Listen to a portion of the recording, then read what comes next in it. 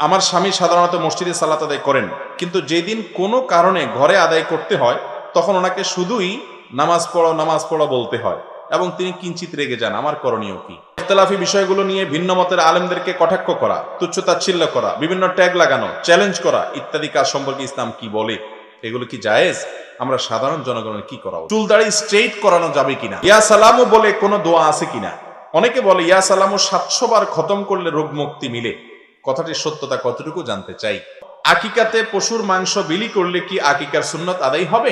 আকিকা 7 দিনের দিন করতে না পারলে কি ঠিক 14 বা 21তম দিনে করতে হবে, নাকি 14 বা 21তম দিনের মধ্যে করলে হবে? কোনটা সুন্নাহ? আমাদের গ্রামে এই জায়গায় 2টি ও সব মিলিয়ে 4-5টি ওয়াজ মাহফিলে দ্বীনি নাসিহা দেয়া হয়, কিন্তু আমাদের মসজিদগুলো খালি পড়ে থাকে কেন?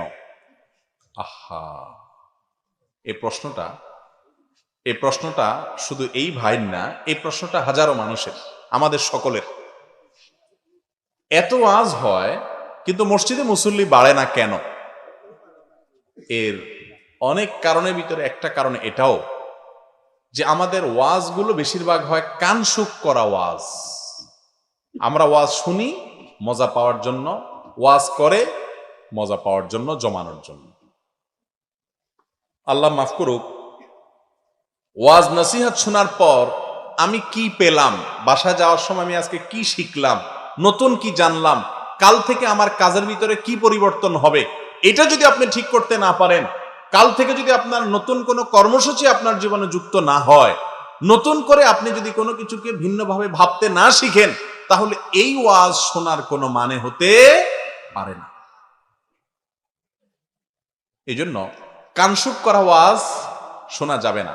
শুনতে হবে কোরআন এবং হাদিসের আলোকে, যেগুলো দ্বারা আমাদের কোরআন হাদিসের ইলম অর্জন হয়, জ্ঞান অর্জন হয়। আল্লাহ আমাদেরকে তৌফিক দান করুন। সেরকম মাহফিল না হলে ভাই, এসব মাহফিল হাজারো হবে কিন্তু সমাজের মানুষের পরিবর্তন হবে না। অনেক আয়োজকরা আছে, বক্তা দাওয়াত দেওয়ার সময় চিন্তা করে যে হুজুরের সুরটা কেমন, চিল্লাইতে পারে কেমন, তারপরে জমাইতে পারে কেমন, হাসাইতে পারে কেমন।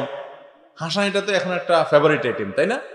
মাহফিলের মধ্যে হুজুর হাসাইতে পারলে মাশাআল্লাহ দারুণ জমাইছে, ওয়াজ করছে। কি ওয়াজ করছে? সকালে যা ছিলাম আগের দিন আজকেও তা। তাহলে এই ওয়াজ শোনার কোনো মানে আছে? আল্লাহ তাআলা আমাদেরকে বোঝার তৌফিক দান করুন। এরপরের প্রশ্ন হলো, আমার স্বামী সাধারণত মসজিদে সালাত আদায় করেন, কিন্তু যেদিন কোনো কারণে ঘরে আদায় করতে হয় তখন ওনাকে শুধুই নামাজ পড়ো বলতে হয় এবং তিনি কিঞ্চিত রেগে যান। আমার করণীয় কি? প্রথম কথা হলো, পুরুষ মানুষ মসজিদে জামাতের সাথে সালাত আদায় করলে যে পরিমাণ মনোযোগ হয়, সালাতের নামাজের যে স্বাদ পাওয়া যায়, বাসায় একাকি পড়লে সেই স্বাদ কখনো পাওয়া যায় না। এই জন্য জামাতে সালাত আদায় না করলে শয়তান অবহেলা করে সেটাকে বিলম্ব করে, দেরি করে। একজন স্ত্রীর কর্তব্য হলো স্বামীকে আদরে, সোহাগে, স্নেহে, দাবিতে, মায়া দিয়া, মমতা দিয়া, মৃদু অভিমান দিয়া বিভিন্নভাবে তাকে সালাত সময় মতো আদায় করার জন্য সহযোগিতা করা। এরপরও যদি স্বামী কপাল পোড়া হয়, অযথা রেগে যায়, তাহলে স্ত্রী নিজের দায়িত্ব পালন করেছেন, আল্লাহর কাছে তার কোনো দায় থাকবে না। এরপরে প্রশ্ন হলো, ইখতিলাফি বিষয়গুলো নিয়ে ভিন্ন মতের আলেমদেরকে কটাক্ষ করা, তুচ্ছ-তাচ্ছিল্য করা, বিভিন্ন ট্যাগ লাগানো, চ্যালেঞ্জ করা ইত্যাদি কাজ সম্পর্কে ইসলাম কি বলে? এগুলো কি জায়েজ? আমরা সাধারণ জনগণের কি করা উচিত? ভাইরা আমার, এক একজনে এক এক রকমের আমল করলেন। উভয় রকমের আমলের কথা হাদিসে যদি থাকে তো ইনশাআল্লাহ উভয়ের আমল দিয়ে জান্নাতে যেতে পারবেন, সে আশা করা যায়। কিন্তু অমুকে এটা কেন করলো, অমুকে এটা কেন বললো, অমুকেরটা ভুল, এই সব ইস্যু নিয়ে যদি নিজেরা ঝগড়া করেন, গন্ডগোল করেন, মারামারি করেন, ফাসাদ করেন, একজন অন্যজনকে বাজে মন্তব্য করেন, কটু কথা বলেন, বাজে ট্যাগ দেন, তাহলে মনে রাখবেন এই কাজটার কারণে জাহান্নামে যাওয়া লাগতে পারে। কথা কি বুঝাতে পারছি? ইসলামে ঝগড়া করার কোনো সুযোগ নাই, অন্তত এই সমস্ত ইস্যু নিয়ে। আজ আমাদেরকে শয়তান এই সমস্ত ইস্যুগুলোতে ব্যস্ত করে রাখছে।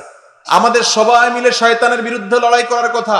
আল্লাহ গোটা কোরআন জুড়ে বিভিন্ন জায়গায় বলেছেন, ইন্নাশ শাইতানা লাকুম আদুউম মুবিন, নিশ্চয়ই শয়তান তোমাদের জন্য সুস্পষ্ট শত্রু। সেই শয়তানকে আমরা শত্রু হিসাবে গ্রহণ করি না। আল্লাহ বলেছেন, তাকে তোমরা শত্রু হিসাবে গ্রহণ করো, ফাত্তাখিযুহু আদুওয়া, শয়তান হিসাবে, শত্রু হিসাবে শয়তানকে জানো। কিন্তু আমরা শয়তান আমাদের বড় শত্রু না, আমাদের বড় শত্রু হলো আমাদের অন্য মুসলমান ভাই, যার সাথে আমার মতের কোনো মিল নাই, কোনো পার্থক্য আছে, তার সাথে আমার শত্রুতা। ইবলিস আমাদের ভাইদের মধ্যে মারামারি লাগাই দিয়া আসল শত্রু যে সে মজা নিচ্ছে এবং আমাদের থেকে সে বেঁচে গিয়ে বরং আমাদেরকে শত্রুতা উদ্ধার করছে। আল্লাহ তাআলা আমাদেরকে বোঝার তৌফিক দান করুন। মনে রাখবেন, ভিন্ন মতের কোন আলেমকে কটাক্ষ করা, তাচ্ছিল্য করা, ইজতিহাদি এবং গবেষণাগত বিষয় নিয়ে একে অন্যকে গালমন্দ করা, এটা কোনো আলেমের শান হতে পারে না। আমাদের সাধারণ মানুষের কর্তব্য হলো সব ধরনের সীমালঙ্ঘন করা, হঠকারী এবং উগ্র চরমপন্থা অবলম্বনকারী মানুষের যেই হোক তাকে বয়কট করা, তার এই চরিত্রটাকে অন্তত বয়কট করা, এটা আমাদের সকলের কর্তব্য। তাহলে ইনশাআল্লাহ আমাদের সমাজটা সুন্দর হবে। আল্লাহ তাআলা আমাদেরকে মিলিয়ে মিশে কোরআন এবং হাদিসের পথে চলার তৌফিক দান করুন। এরপরে প্রশ্ন হলো, চুল দাড়ি স্ট্রেইট করানো যাবে কিনা? অনেকে চুল দাড়ি সোজা করেন, স্ট্রেইট করেন, এবং এটার জন্য অনেক প্রসেস আছে, অনেক পদ্ধতি আছে। তো চুল দাড়ি এগুলো স্ট্রেইট বা সোজা করতে পারবে কি না একজন মুসলমান? এর উত্তর হলো, যদি চুল দাড়ি কারোর খুব বেশি কোকড়া হয়, দৃষ্টিকটু হয়, বা যেরকমই হোক, তিনি এটাকে স্ট্রেইট করছেন, সোজা করেছেন সুন্দর করার জন্য, এবং সেটা দেখতে যদি দৃষ্টিকটু না হয়, আল্লাহর মৌলিক সৃষ্টিতে তেমন কোনো উল্লেখযোগ্য পরিবর্তন বলার মতো কিছু না হয়, যেটা নর্মাল স্ট্রেইটে আমরা দেখি, সেটাতে কোনো অসুবিধা নাই, এটা করা যাবে। তবে বিভিন্ন জাতীয় দৈনিকে আমি দেখেছি যে এটা স্বাস্থ্যের জন্য নাকি নানা দিক থেকে ক্ষতিকর। যদি সত্যি এটা স্বাস্থ্যের জন্য ক্ষতিকর হয়, তাহলে সেটা আমাদের জন্য করা উচিত হবে না ওই দৃষ্টিভঙ্গি থেকে। কিন্তু ইসলামের দৃষ্টিকোণ থেকে স্বাস্থ্যের জন্য ক্ষতিকর না হলে সাধারণ বিধান হলো চুল স্ট্রেট করাতে কোনো অসুবিধা নাই। অনেক মা বোনরা এটা করেন, সিল্কি করেন, স্ট্রেট করেন। সিল্কি বা স্ট্রেট করাতে কোনো অসুবিধা নাই, অনেক পুরুষও করে, কোনো অসুবিধা নেই। কিন্তু মহিলারা এটা করে যদি পরপুরুষের দৃষ্টি আকৃষ্ট করার ইচ্ছা পোষণ করেন বা সে নিয়তে করেন, তাহলে সেটা ভিন্ন কারণে গুনাহ। কিন্তু চুল বা দাড়ি এটা স্ট্রেট করার পরে শরীরে নিষেধাজ্ঞা নাই, নিষেধাজ্ঞা নাই, সেরকম কাজ করতে কোনো অসুবিধা নাই, এ জাতীয় বিষয়। এরপরে প্রশ্ন হলো, ইয়া সালামু বলে কোনো দোয়া আছে কিনা? অনেকে বলে ইয়া সালামু 700 বার খতম করলে রোগ মুক্তি মিলে। কথাটির সত্যতা কতটুকু জানতে চাই। ইয়া সালামু এরকম কোন দোয়া কোরআন হাদিসে শেখানো আছে কিনা? উত্তর হলো, সালাম এটা আল্লাহ তাআলার গুণবাচক নামের একটা। আসসালাম এটা আল্লাহ তাআলার গুণবাচক নামের একটা। এখন এই নাম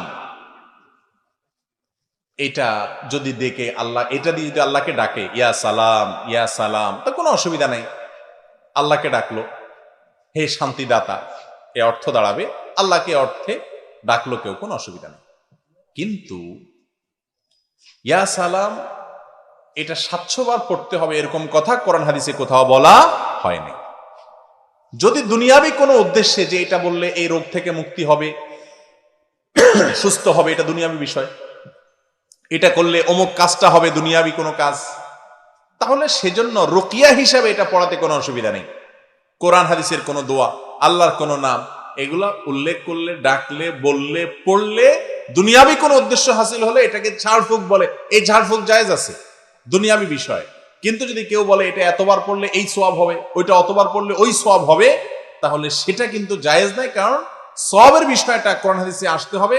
ওইটা আমি নিজে থেকে, আল্লাহ কাকে কি কোনটা পড়লে কত সওয়াব দিবেন, আমি নিজে থেকে বলার কোনো অধিকার নাই। এটা আল্লাহ এবং তার রাসূল সাল্লাল্লাহু আলাইহি ওয়াসাল্লাম যদি না বলে থাকেন, সেটা মনে করার সুযোগ নাই। সবচেয়ে বড় কথা হলো, আল্লাহর গুণবাচক নামগুলো কিন্তু ওইগুলা জপে জপে আমাদের বিভিন্ন স্বার্থ হাসিল, বিভিন্ন কাজ উদ্ধারের জন্য আসে নাই। ওইগুলো আসছে আল্লাহ সম্পর্কে জানার জন্য, যে আল্লাহর বাসির নামের অর্থ কি, আল্লাহর আলিম নামের অর্থ কি, খাবির নামের অর্থ কি, আল্লাহ রাব্বুল আলামিনের এই সমস্ত নামের অর্থ জেনে সেগুলোর প্রতি ঈমান আনা, এটা হলো আমাদের কাজ। দুঃখের বিষয় হলো আমাদের দেশে মানুষ সেগুলোর প্রতি ঈমান আনার চাইতে ওই কোনটা কতবার পড়লে কি লাভ হবে সেই হিসাব নিয়ে ব্যস্ত। আল্লাহর গুণবাচক নামের প্রতি ঈমান আনা, এটা ঈমানের গুরুত্বপূর্ণ একটা পার্ট। আল্লাহ তাআলা আমাদেরকে বোঝার তৌফিক দান করুন। এরপরে প্রশ্ন হলো, আকিকাতে পশুর মাংস বিলি করলে কি আকিকার সুন্নত আদায় হবে?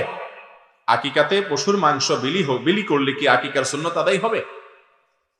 আকিকার পশুর গোশত কোরবানির পশুর গোশতের মতো। এটা আপনি গরিব দুঃখীকে বিলি করে দিতে পারেন, তাতেও আকিকা হয়ে যাবে।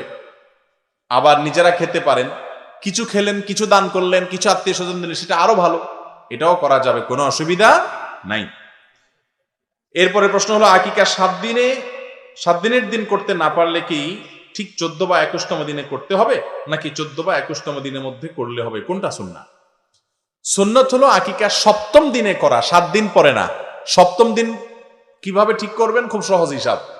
যেই বারে শিশু জন্ম হবে পরবর্তী সপ্তাহের আগের বারটা, ধরেন শুক্রবারে সন্তান জন্ম হয়েছে, তাহলে পরবর্তী সপ্তাহে শুক্রবারের আগের বারটা কি? বৃহস্পতিবার, বৃহস্পতিবারে কোরবানি আকিকা করবে।